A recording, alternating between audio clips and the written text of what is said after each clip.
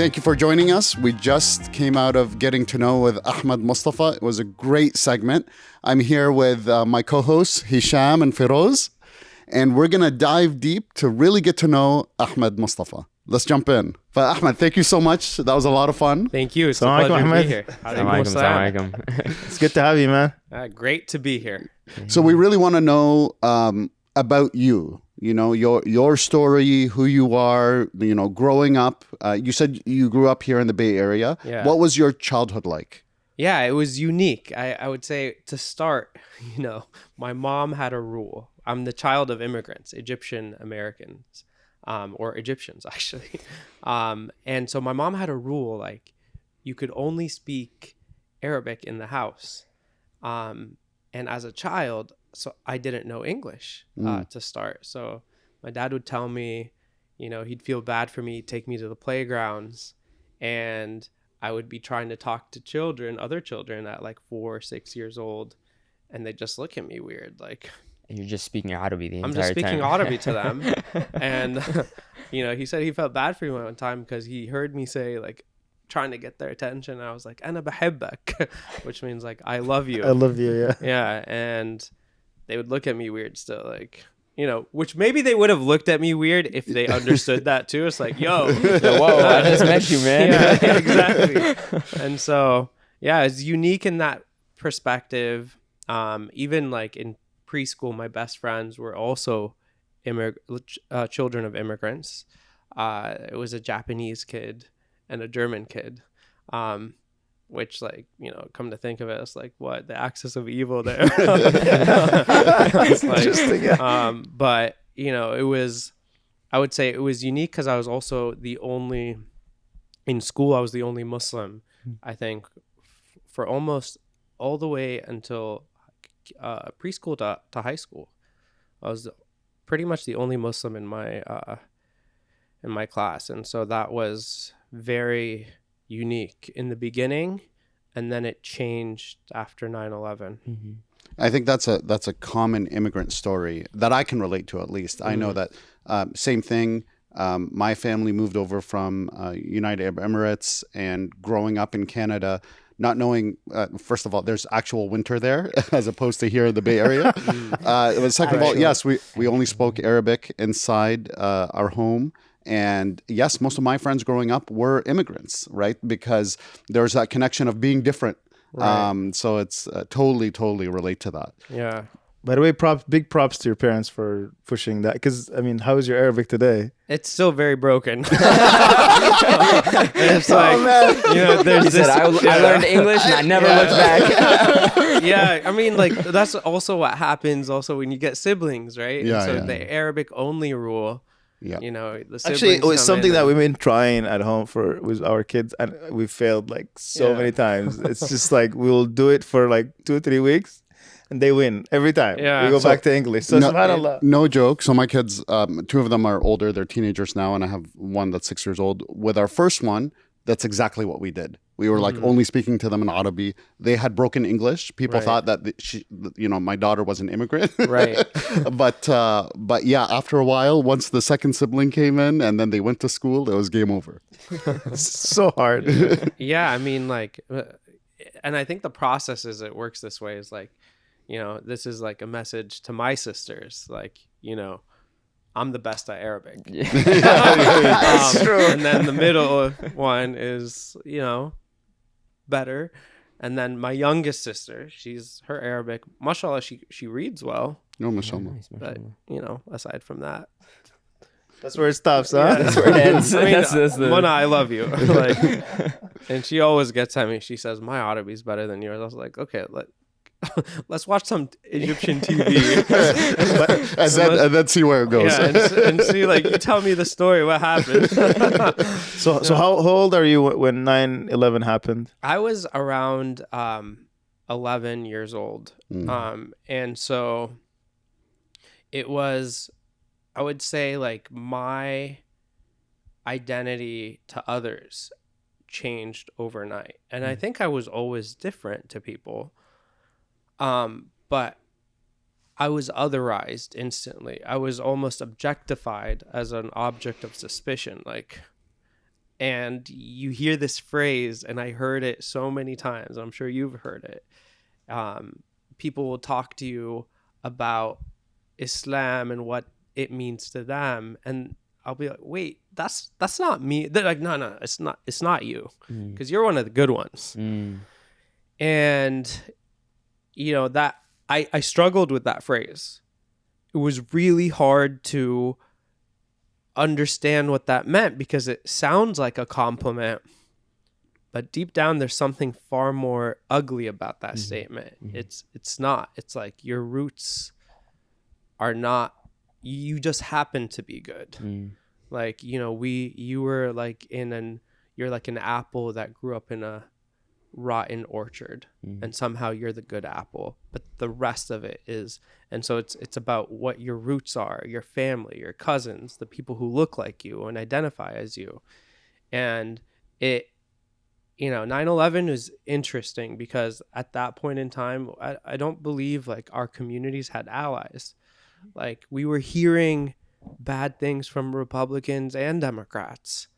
Other communities, I think, of color weren't standing by us, and that was really hard, because like also that was the time of the internet, so I'd look on, read the news. I remember one week I didn't do my homework the entire week because I was just reading the comment sections, and it was just like, we need to grab them all and put them into camps. And you'd be like, really? Like, are people actually saying this about me? And as a 11-year-old, that's something that's really hard to comprehend and listen. And so I think what's really terrifying is I'm hearing that statement for the first time again, like the first time in a long time. Like, oh, you're one of the good ones. But now we have more allies.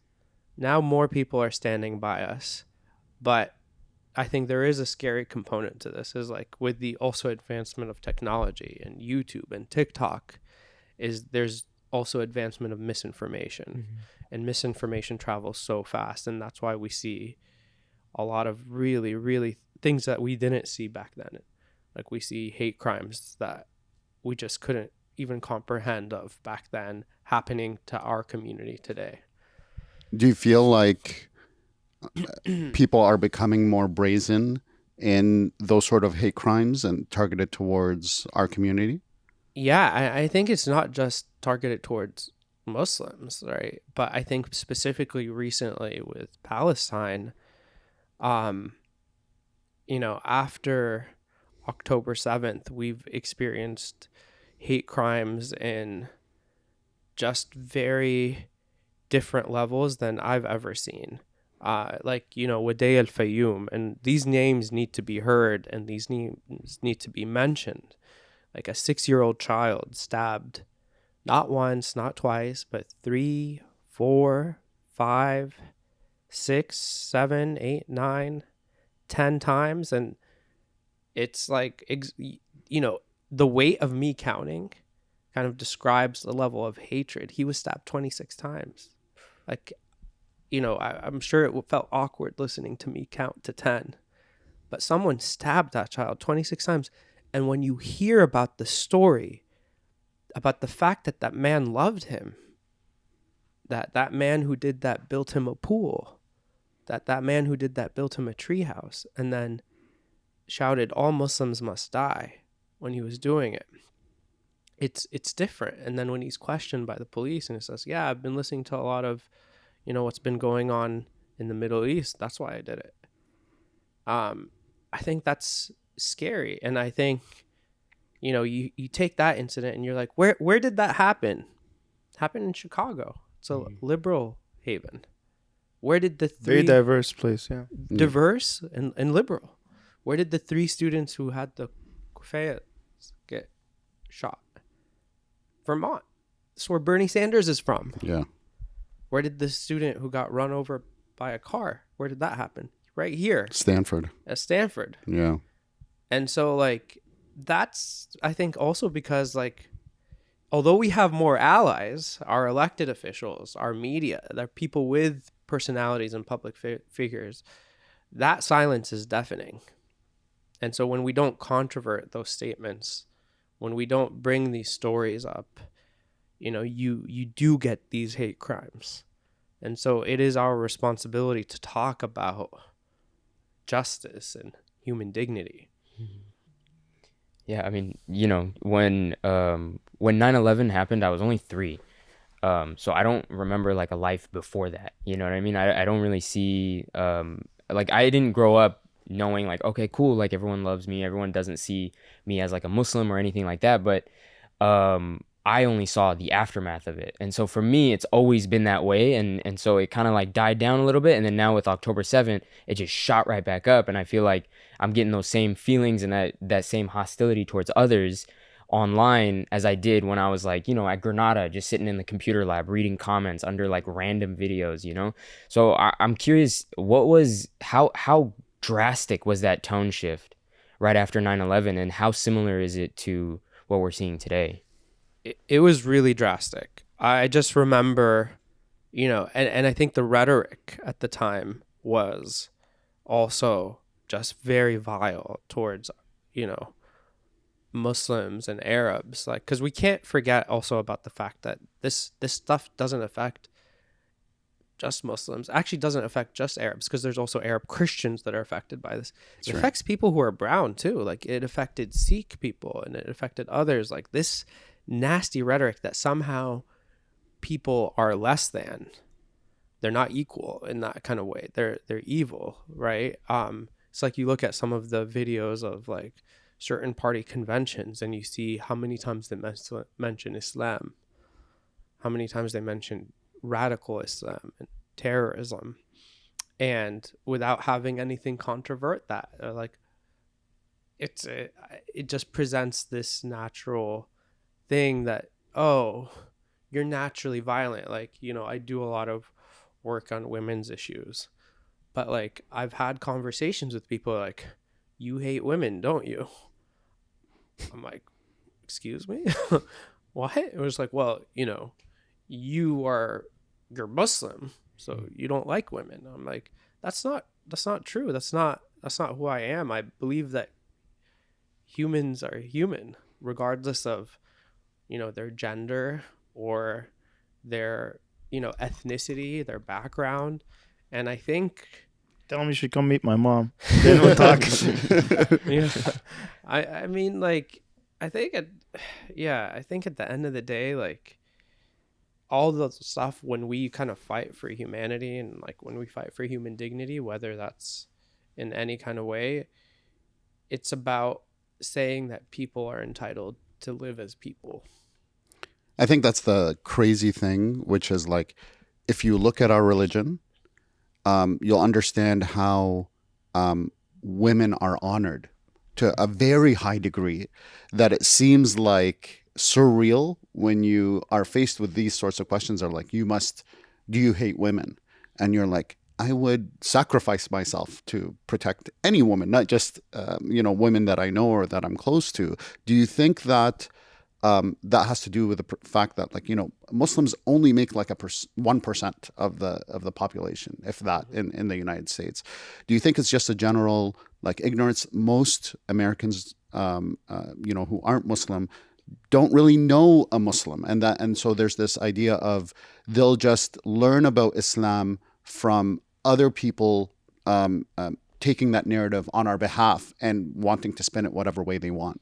Yeah, I think it's dangerous in two ways, actually. So I think it's, people learning about Islam from others because we are 1%, but it's also some Muslims learn about Islam from those other people. Like colonialism, attributed to a lot of the ways, like, some of the backwards policies that Muslim countries have are kind of the remnants of colonialism. But you look at like Islam at the time when it started, like the first person to die for Islam is a woman, right? That is really impactful. And who was one of the biggest businesswomen at the time of the rise of Islam? A woman. Who was like bankrolled the whole thing basically at the beginning. Yeah. Khadija, the wife, and so, the Prophet's like, wife. Even like there's misinformation even from, I think we have to fix a lot of these these things, and we have to empower women by not us being like, hey, but by amplifying female voices, right, in Islam and outside of it. Like we're allies. We're not the ones that are like, oh yeah, like I know about that. Like, no, let them talk about their experiences. Let them state, like, you know, who they are and who their heroes are. As it shouldn't be me amplifying it. Like I want to, if I were to get, like, you know, elected into office, I would want to say, like, no, like, listen to, like, you know, Sheikha, like Maryam Amir Ibrahimi. Let her talk about her experiences. Like, and I think that's how we, you know, we shouldn't even be seen as, like, when I do my work, I represent survivors of sexual violence. Like, I often tell them, like, in this story, you are the hero. You know, you're Batman. I'm just Robin, just without the short shorts, you know. But I'm here to support you in any kind of way. But you're the hero. You're the one making the stand. And I think, you know, that is one of the biggest, like, pieces about, like, also, like, growing up as Muslim is, like, discrimination. But we have to be the writers of our own stories. We can't even start with the foundation of this is what it is about Islam. No, we start with our own foundation. Like, and our own foundation is Sumayya, right? Our own foundation is Khadija. Like, these are our heroes, you know, like, we don't have to listen to anybody else's version of the story. Right. Like, we have our own version. And so we should start with that. I mean, because I know, you know, sexual violence against women is a big part of your campaign. So I'm curious to hear, like, what sort of, like, actions and what sort of policies do you want to implement or have already been talking about and things like that to amplify that or support that? Yeah, I would first, like, revamp Title IX.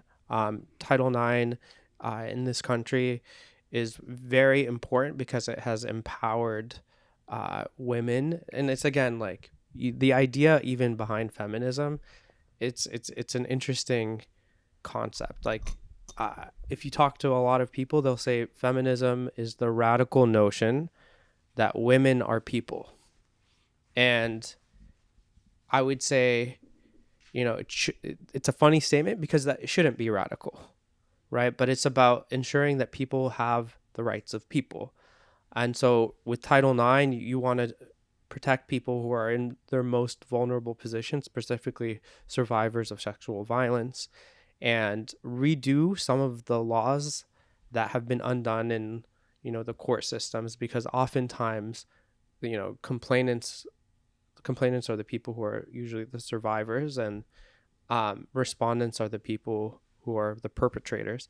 And so respondents actually, after a case, will take it to court, and case law will be established to undo a lot of the things that have happened.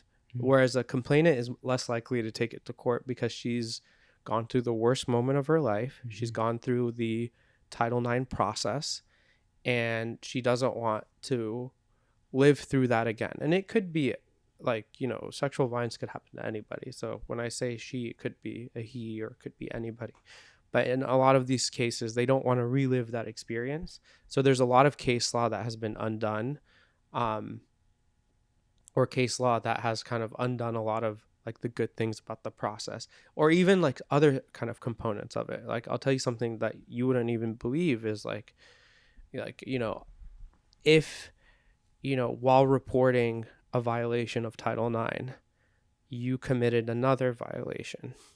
So, for example, if the person who's the perpetrator is, like, a tutor or a professor, and in the process of that, you know, abuse, you may have received extra benefits, like cheating, like, or, you know, you got an extra benefit.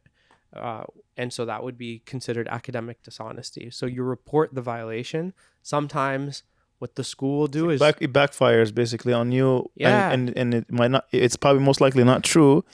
Or if it's true, you didn't have control. So you then, were, yeah, imagine, you're like, vulnerable. You're vulnerable. Yeah. Imagine even if it's true, like, you're in a situation, your professor is like, I'm giving you an A. Like how scary it is because of the power dynamic to say no in that situation. How scary is it to stop? And then when you report it, you know, and in It's these like it's your fault. circumstances- How is it my fault? Like I'm the victim here. Yeah. Right, but yeah, the school then charges you with plagiarism or Wow. academic dishonesty.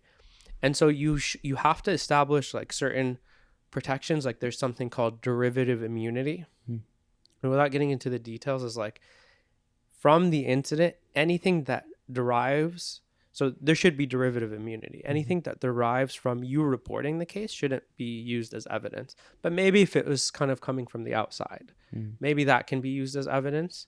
But like in the very least, you should have derivative immunity. And I think that's something very simple that we could just implement into the standards of Title IX. It's a very simple concept.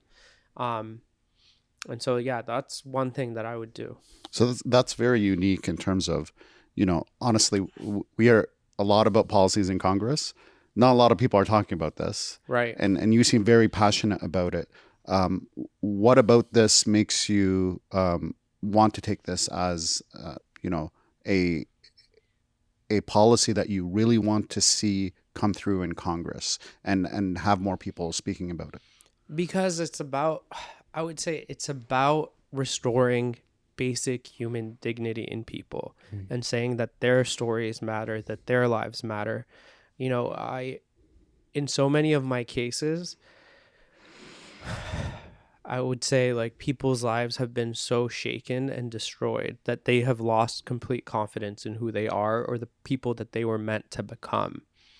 And if they're afraid to report and face the worst moment of their lives and address those issues, it's something that can live inside you and haunt you for the rest of your life.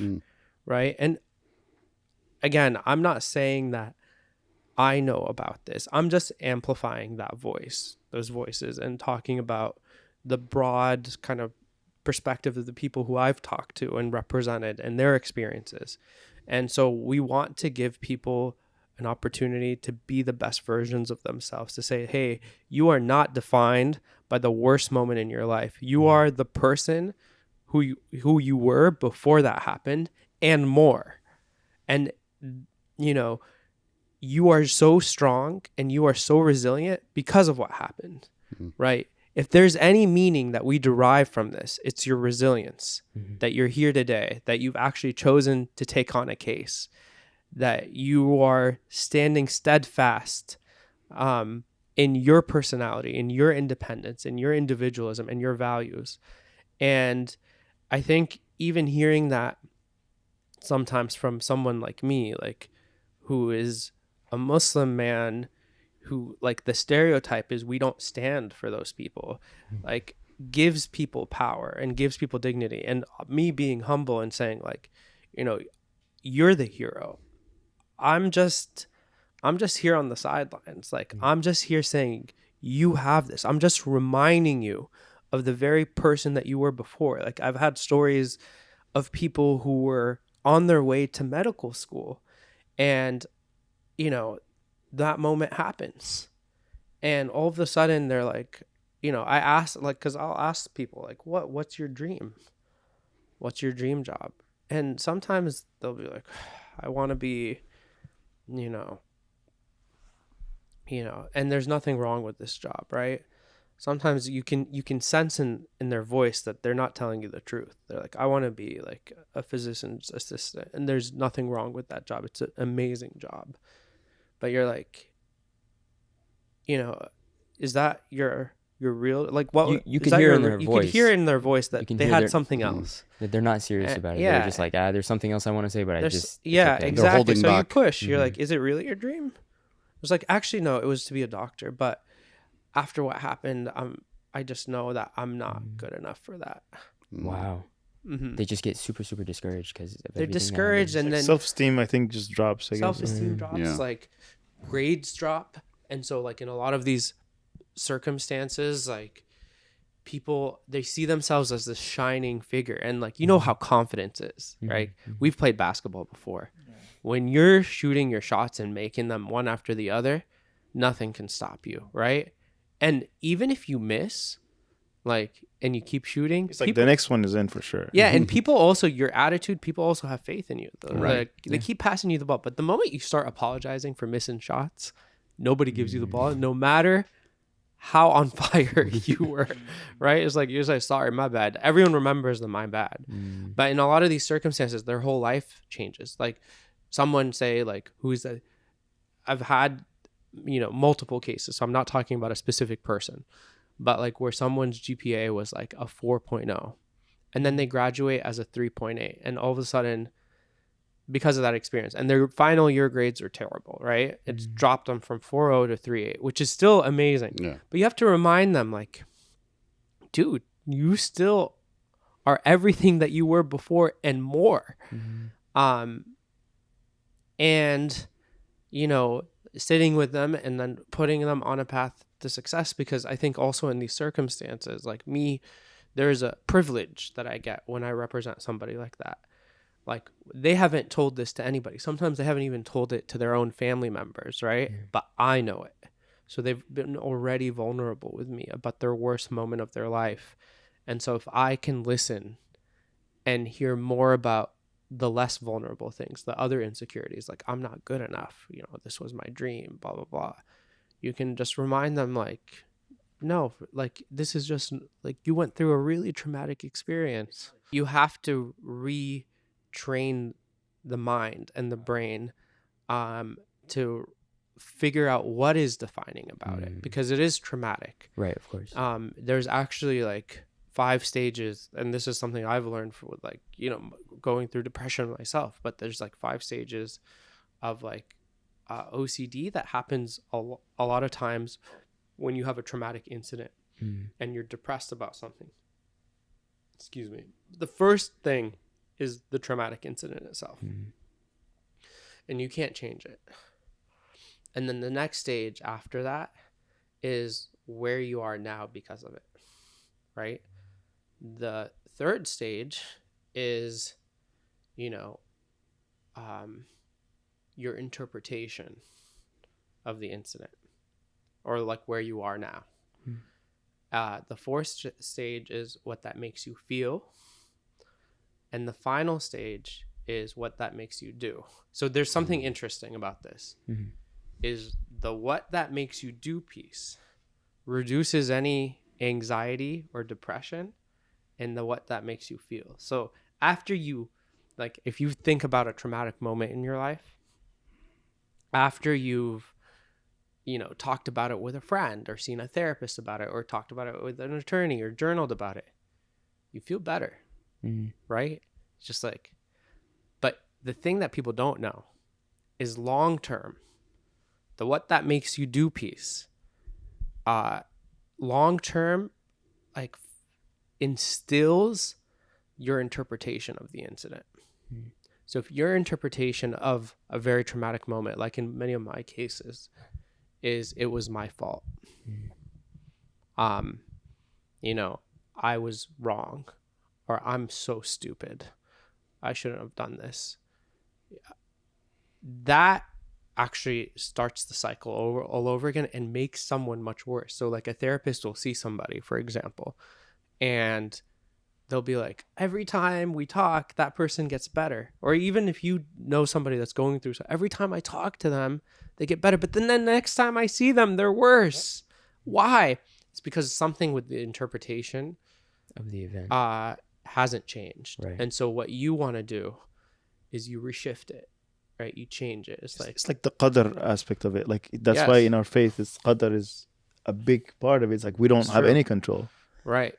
You It's don't- like Allah wills, khalas, done. Like, it's like, that's true. it's not me. It's not me. It's It's, just like, it's not you, but you could also like, it's not just, it's also like there's so many other kind of factors to that too. It's like, then like your niyyah moving forward, right? And so in that moment, no matter what that person did, like, I actually tell this to people, no matter what they did, if you are a survivor of sexual violence, nothing excuses the act. There is no excuse, no matter what you were wearing, no matter how you behaved, nothing excuses that act. And like, you tell this to like, this is not a, you tell this to any man. So, because some men will say, oh, she was dressed like blah, blah, blah. It's like, listen, if you were in a corporate office and somebody like was dressed very provocatively, you are not going to behave that way. You're just not going to do it. And so there is no excuse. Absolutely not. And so when you rephrase it in that manner and you say, hey, like what happened was not your fault. And moving forward, like I want you to think about how strong you've been since then. Like your interpretation of events, you will, and like because you're here today talking with me, you are a strong and super resilient person. People's lives change. And I think that like kind of comes to anything, like no matter what the traumatic incident is. And it's easier said than done to tell that person coming from a place of privilege. Coming from a place like I have, but also you can be vulnerable too and say, you know, I have not gone through what you've gone through. Like, I don't understand it. But what I can tell you is if you heard your story, you know, what you would tell you is you are very strong. You are very resilient. If you heard about yourself in the third person, and it's okay to feel sad, because that's only natural, but you should know that you should feel proud of yourself. Yeah, that's really interesting because, like, in our deen, in Islam, there's this concept of, you know, lowering your gaze and not only protecting your modesty, but the modesty of others, as men, Right. especially too, right? Yeah. And you don't hear a lot about that concept here in the States, where it becomes that, like, men are entitled to do and see whatever they want, where in Islam it's extremely important to the individual, to your soul, to guard yourself by lowering your gaze, so that I love what you said about the fact that there's no excusing the sin, right? There's no excusing that act in which someone decided to transgress against someone else's rights, right? In this regard. So it's really, really, you know, comes down to the point, like, as men, regardless of your faith, it's such an important concept for Muslims to talk about to the general public, to be like, as men, we should have a duty to protect women, right? And sometimes from our own selves, right? And to treat them with dignity. You should, yeah. And beyond that, you should have a duty to protect people. Yeah. Right. And so, like, it's not like we all have duties to protect individuals and people. And I think, like, you can't watch, like, you know, I think there's a beautiful, like, hadith, like, and this hadith is actually, it's actually another one of my favorite hadiths, right? If you see something wrong, change it with your hand, fix it, change it. And if you can't change it with your hand, speak up about it, right? And if you can't speak up about it, and this is actually the most important piece, I think, because you forget this piece. It's easy to remember the first two, but if you can't speak up about it, feel sad about it, because we can reject it in your heart. Yeah, change it in your heart. Yeah, absolutely, right? Yeah. Because, like, what happens if you don't? You become numb to it. Right.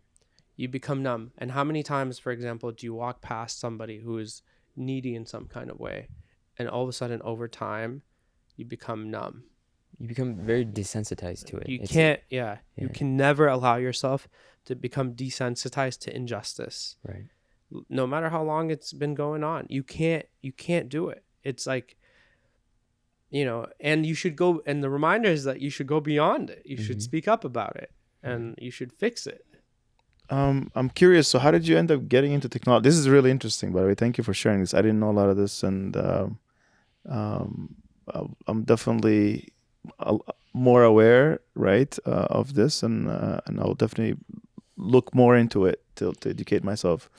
But I'm curious, how did you end up being in technology? And maybe before that, how did you come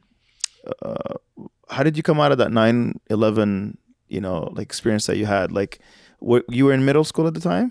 Yes. So then, like, yeah, like, going through high school, going to college, like, how was that?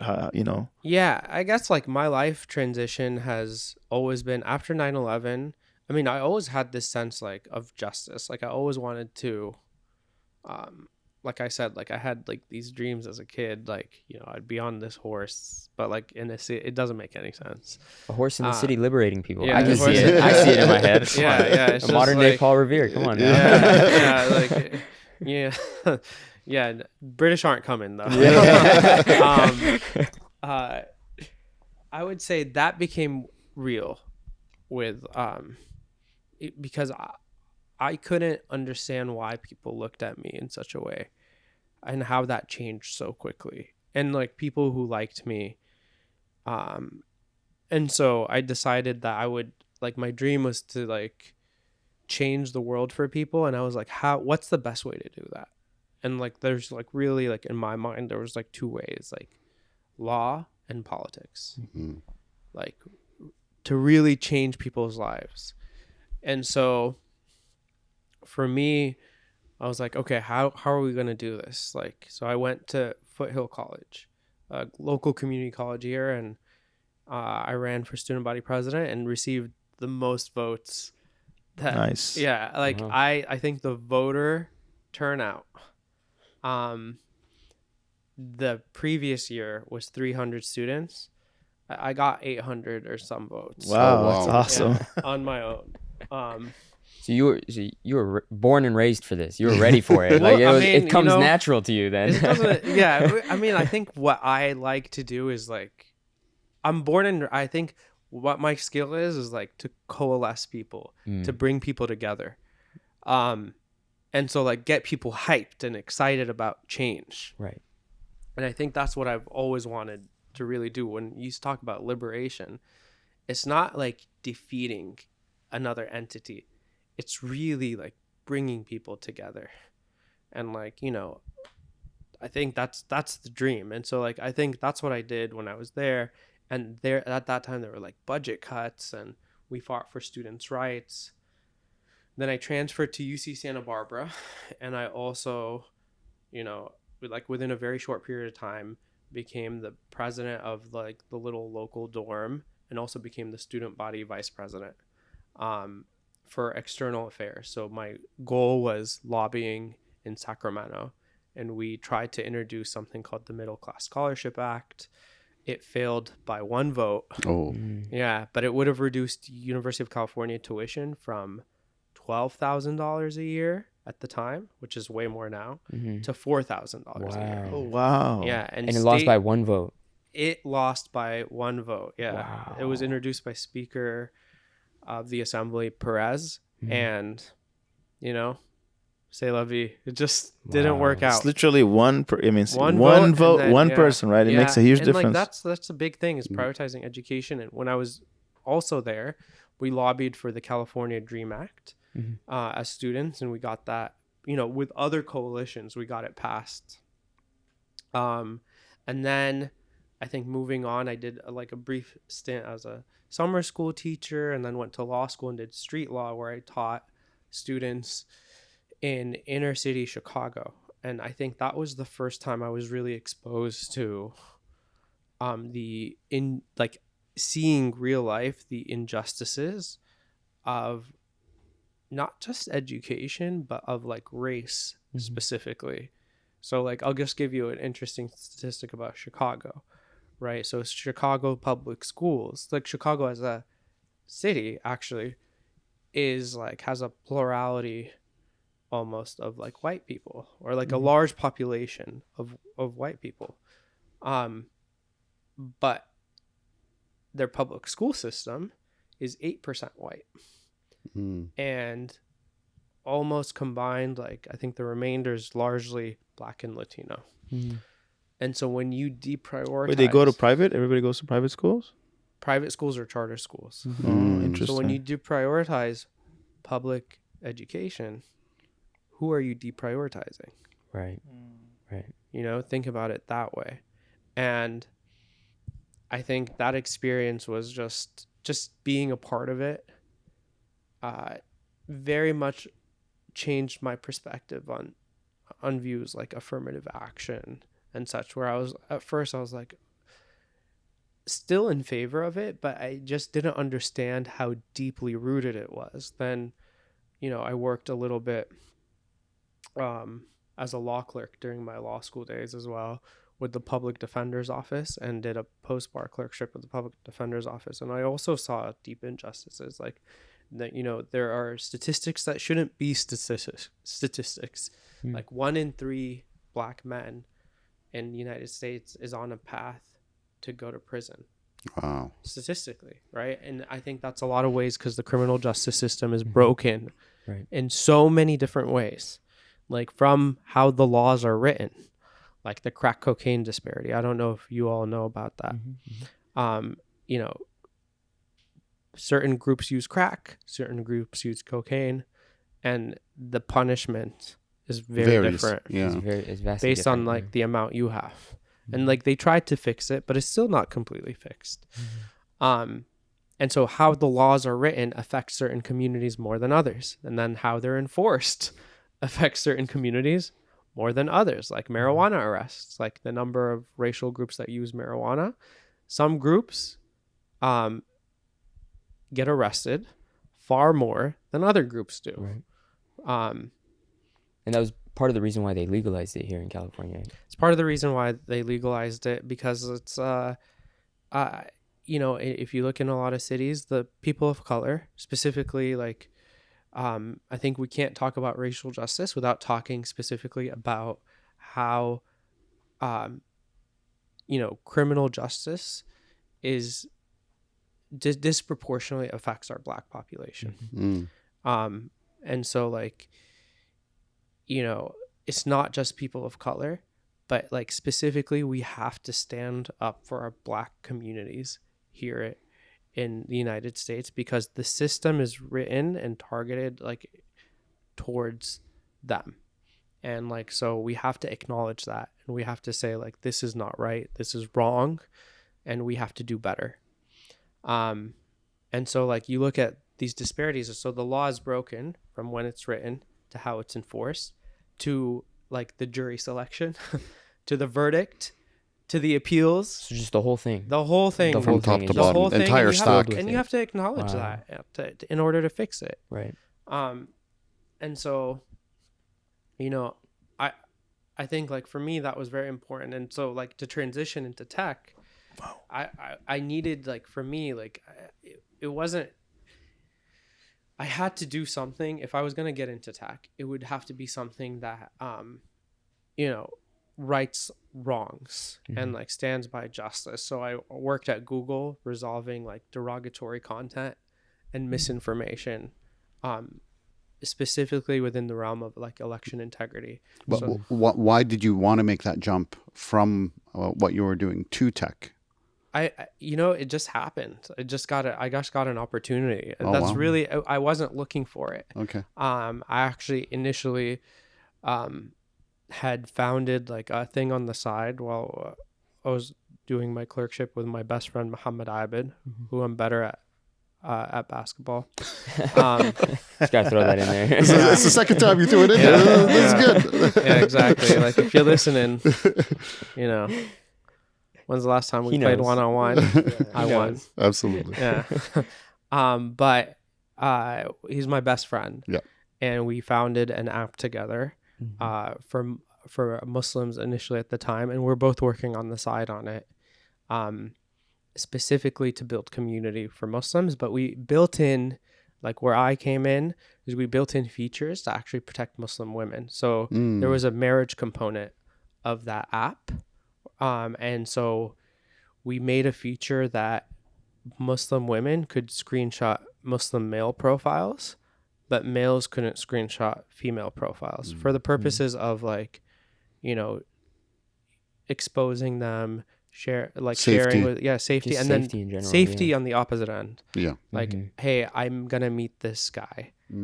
Like, screenshot profile, I'm sending pictures of him to my friends in case anything happens. If anything happens, So like it was based on user research and such, and then from there, like Google reached out, and we sold that actually company to Salam's, which is I think the largest Muslim dating / marriage app.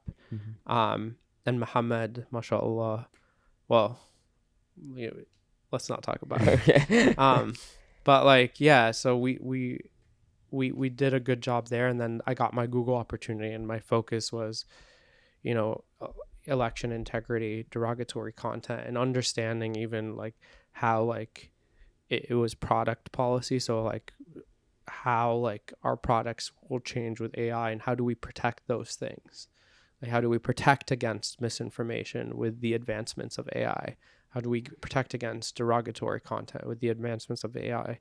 And like the new questions, like one thing that I'm very proud of myself for doing that I stopped was like any monetization on within Google's products on the word like China virus, for example, because there was like, with like Asian hate on the rise during COVID, that term is so racist and so derogatory. Like, and some people would push back and say, oh, it's a reference to where it came from. But like what really it is like there is a derogatory component to it, and it results in hatred. Right. Absolutely. It results in like less safety for certain communities. And so that's something that needed to stop, and we couldn't be profiting off of that as a company. Of course. Actually, like that's so scary. Like, so that means if the leadership of those companies it's corrupt, like it's just game over, man. Like, yeah, but I wouldn't say that it's like corrupt leadership, but it's about people's experiences, right? So nobody's going in and thinking like, oh, we're gonna say like China virus is bad. They don't understand. Some people don't understand why China virus would be a bad word. They're like, oh, it's just reference to a territory. But you can't. But if you talk to people, like it wasn't me who is like, for me, it sounded off because, as a person of color, as a Muslim who's experienced hatred, I'm like, this doesn't sound right. I wouldn't be happy if this happened to me. Let me reach out to some of my employees, who are from those communities specifically. Let me talk to them. How do you feel about it? It's like, that phrase literally, results in less safety for me. And so you amplify that voice and you say like, I'm an ally to that community. And you say like, you don't speak for them, but you amplify for them. And I think people get it once they hear it. But like you did have people, who were more privileged, I would say, sometimes in those spaces be like, it's reference to a territory. Like it's not about a people. It's not Chinese virus. It's about China virus. Right. But like you kind of just pinpoint that like, hey, this disproportionately affects that community in a bad way, and you amplify the voice, and that's how change is made. I see like a common thread here with what you spoke about before, which I think is amazing.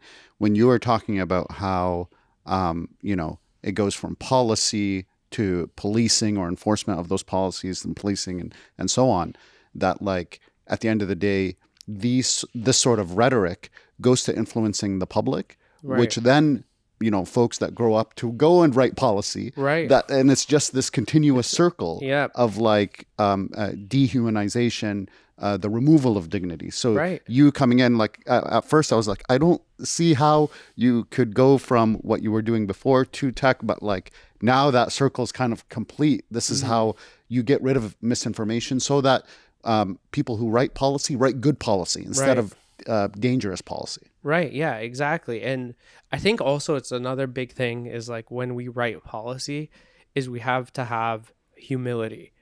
Like we can't be just philosophers behind desks just thinking. We have to talk to people and listen to their problems, right? We have to talk to experts who've dedicated their lives to solving these questions. Someone who's a PhD studying income inequality. That's who you listen to. Like you've dedicated your life to this. Like, how do we solve this problem? Or the people and the reason why you talk to them, because they've talked to the people who've been disproportionately affected by it. And you yourself have to talk to those people. And so it's about amplifying voices. And then we have to be so careful as allies to specific communities that we don't become the movement, that we are always amplifying the voices. And so like even when we talk about Palestine issues. Right. I think like you have to amplify Palestinian voices, not stand up for them. And it's a very dangerous thing, because sometimes people, you know, we're all affected because Palestine's a human issue, right? So we're all affected by what happens there, right? And being Muslim. But at the end of the day, it's the Palestinian people who are affected most, and they're the ones who are hurting most by it. And so you can't, I would say, you always have to be careful that you're amplifying those voices, and you have to listen to the people who are suffering there, like the Palestinian Christians as well as the Palestinian Muslims, and to hear their stories, and to not just make this about us specifically, but make it about Palestinians. Assalamu alaikum. We just took a quick little break. Brother Hisham unfortunately had to step out, but I think where we left off was you talked about Gaza a little bit. You talked about your time at Google and how you combated some of the stereotypes and hurtful language that could appear on the web. So talk to me a little bit more about how was your time at Google, essentially? I loved my time at Google. I think Google really focuses on establishing a community and a strong culture within their employees, that their employees matter, and that, you know, my first day of orientation, they're like, no matter what, it's your level, you can tell the VP that they're wrong. So I was like, okay, that's interesting. Let's see how it actually works out. But that's the culture that they try to instill, that the employees matter, that the mission matters, and that we're all a unit that's cohesive together. So I really, really did enjoy my time working there. So then you are now running, and part of running is you have to leave your day job. So if you liked it so much, why leave? Yeah, because it's about human dignity.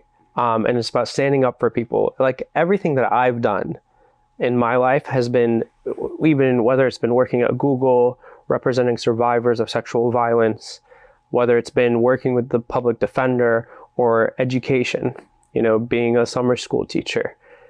It's been really about bringing people's dignity up, and more so reminding them of who they are, and ensuring that people in the halls of Congress know that these people matter, know that they deserve to be heard, that they deserve to feel seen.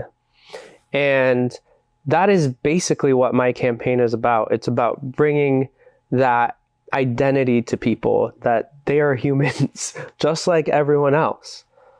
So running for Congress in District 16, correct? is a huge leap. You know, is in terms of like going from, I would say, I'm assuming a nice cushy job at Google where, you know, you were making an impact, right. You're making a difference.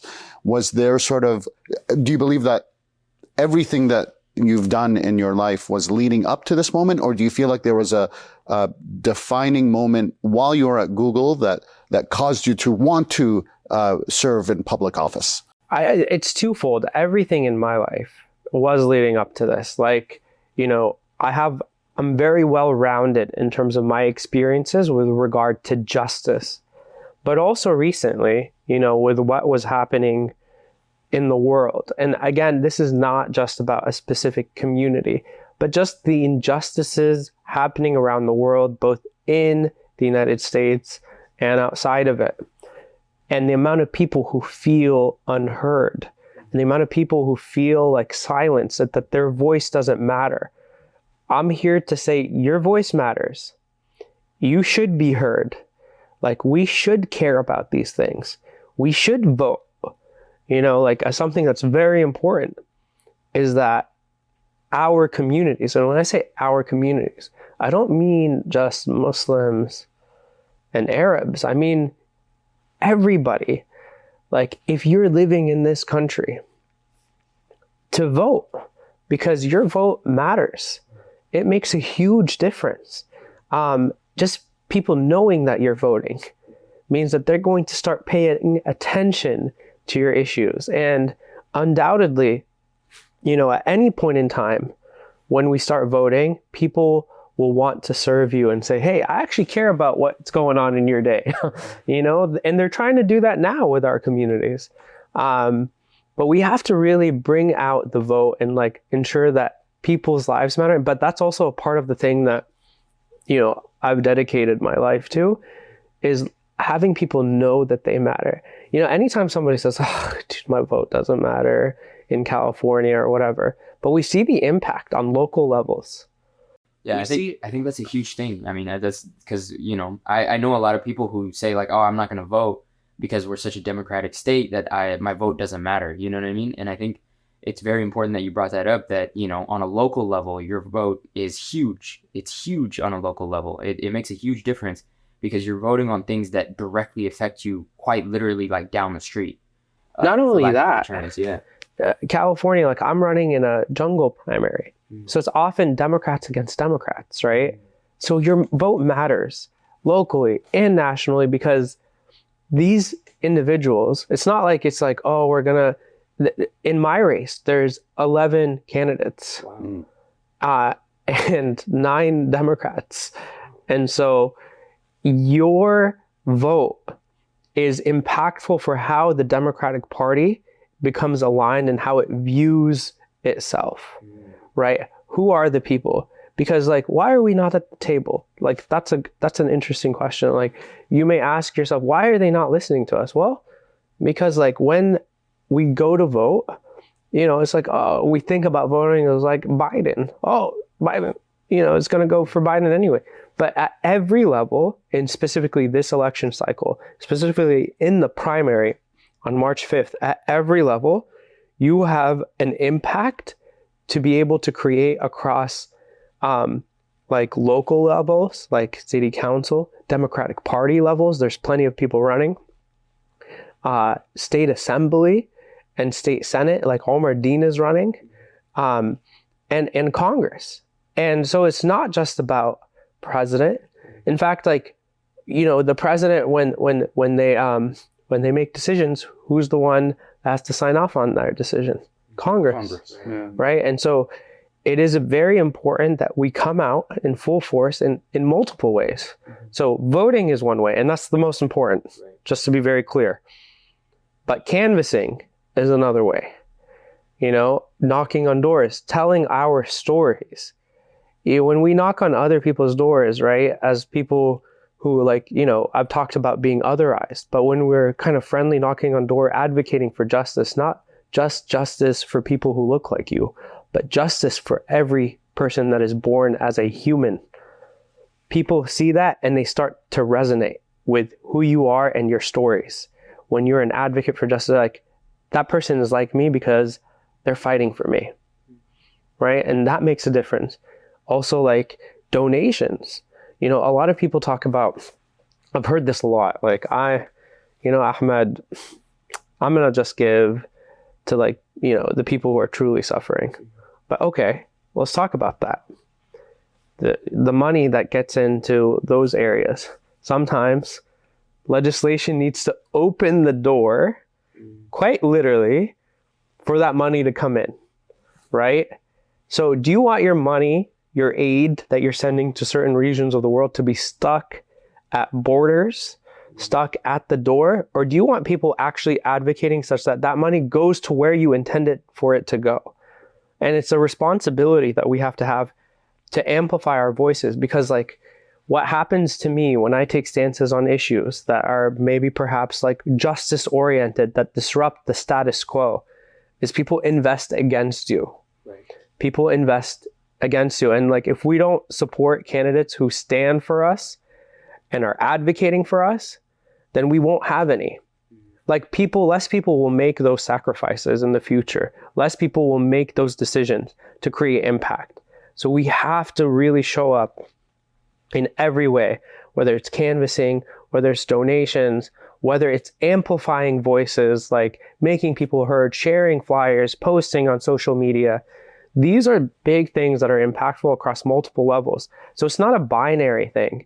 We have to think strategically. Like what we talked about earlier is we can't be reactionary. We must be proactive and think about long-term solutions. Actually, I love that, because if you think about donating and getting involved politically, you know, think about where the situation of Gaza could have been if we had a bigger voice, in which we could have applied more pressure to stop the atrocities that we're seeing in Gaza much earlier, right? And that's all that would do 1,000 times more benefit than your donation just that goes straight to that cause. So there's this idea where, you know, as Muslims, and I want to go back to this theme that you mentioned, and why I love your platform of human dignity, is that injustice doesn't discriminate, and the injustice locally and globally are part of the same problem, which is a lack of human dignity. And so if you're speaking up for human dignity, as we must do as Muslims, it's part of our DNA, it's part of what makes us Muslim, is that this is what we're trying to tell fellow citizens, voters, that when you are electing a Muslim candidate that stands for Muslim dignity, this is something that we want the whole world to espouse to. Even, you know, if we're doing something wrong as Muslims, we have to stand against our own selves, right? And hold our own selves to account. Yeah, it's not about a specific area or region of the world. It's about humanity and justice. Like, actually, I think some things that are very beautiful about our deen, right?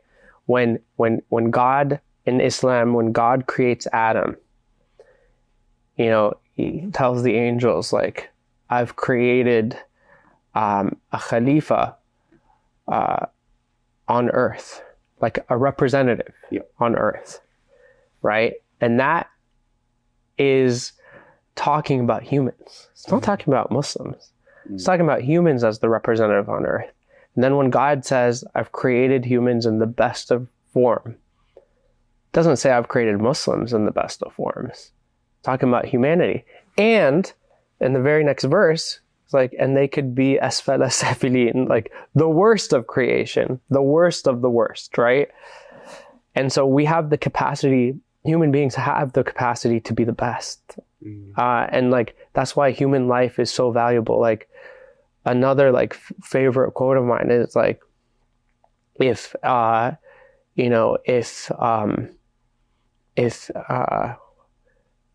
you save a life, it's as if you saved all of humanity. Right? And if you kill a life, it's as if you killed all of humanity. Those are not references to your faith or your identity or your background. Those are references to humans. And our mission, you know, as Muslims, as believers in this faith, is to stand up for dignity and justice no matter who it is, regardless of what your background is, whether that person is Jewish or atheist or Christian or Buddhist or Hindu. Like, we stand up for human dignity. And that's why, like, you know, there is a misconception. Oh, Islam spread by the sword. Islam actually really truly spread, and like, especially in, you know, Asia, by our mannerisms, by our akhlaq and our adab, and how we made trade with other individuals. It was us standing up for dignity, us standing up for humanity and treating people like they were humans. We didn't, you know, like that is the best of us, you know, and that is the best of, like, you know, it is truly what's in the Quran is like about humanity. It's about like these references that are made, the Khalifa on earth is Adam. It's about humans. It's not about a specific type of faith. Obviously, the mission of Islam is submission to God. But like beyond that, like the value of humanity is about being a human. And I think that's the thing that's very empowering about it, is God says humans are representatives on earth, right? And so like something very unique about this is that there's by being a human, you have tremendous power and responsibility. Like, it's like those movies, you know, in the superhero movies, like, with great power comes great responsibility. That is the gift that every human being has. And if you didn't have it, then there, like, from an Islamic perspective, then you wouldn't be judged on it. So the very fact that you have power and responsibility, there is a day of judgment. And so, like, what should we do? We should live for humanity. We should live to protect other individuals. We should live against injustice. And I think that's a great way to live your life.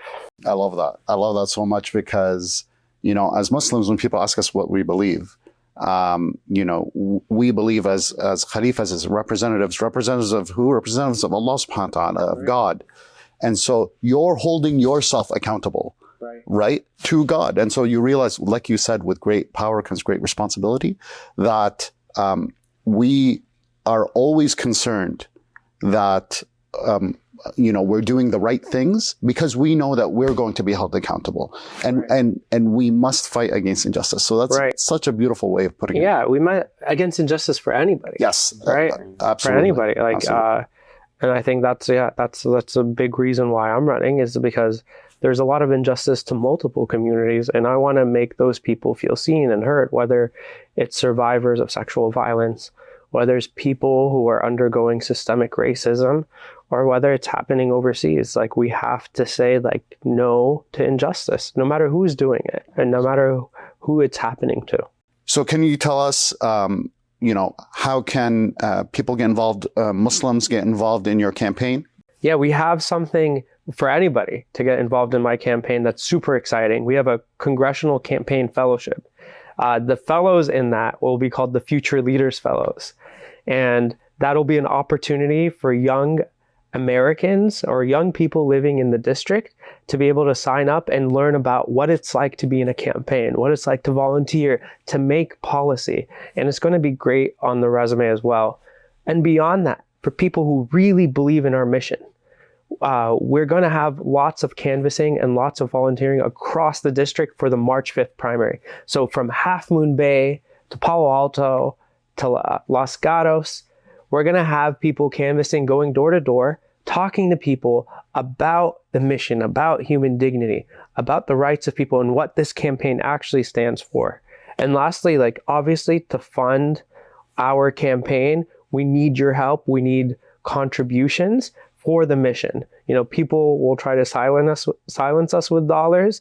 We will fight back beyond dollars, but we need the dollars too. As well, yeah, sure, for sure. Election day is on March 5th, and the last day to register is February 20th. Yes, mid-February. Mid-February. Yeah. Anything that you want the viewers to know? Last things? Yeah, I would want the viewers to know that anything is possible. Like I said about dreaming, is like, in order for a dream to be enacted, you have to push for it and you have to see it through. And you never know what can happen when you are pushing for these dreams, and we should never compromise on our dreams. And so we're running a campaign for human dignity. And yes, some of the things are ambitious, but we can accomplish them. Yes, some of the things are difficult, but just like flying was back then, we can fly in our own ways today. So you can visit my website, www.ahmedforcongressca.com, to learn about our vision and platform that stands for human dignity across the United States and across the world. Amazing. And I believe voter registrations have been mailed out as well. Yes. So people can vote by mail, yes, or on the day so that they can vote as well. Yeah, exactly. So there will be like, everyone will have a ballot. So there's no excuse. You know, I'll be calling like, hey, you heard it here. Hello, have you voted yet? Yeah. You have no excuse. You have like 30 days. You know, so yeah, I mean, it's important. It's about our rights and our voices. And like, you know what? It's time's up. You know, it's been enough of us being silenced. It's been enough. Now we will come out. Our voices will be heard. People will see us, and we have to be patient. We really have to be patient. We cannot give up. You know, everything comes with setbacks. You know, the Wright brothers crashed several times in their dreams before they actually ended up flying. So we have to be patient. We have to be smart, and we have to be perseverant.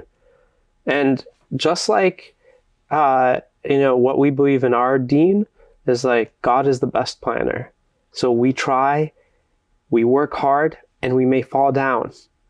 But our duty is to get back up, because that is our faith in God, is that we have to keep coming back up and rising to the occasion, because we know that the plan that God made is far better than any plan that we could have made. So falling down is a part of the plan.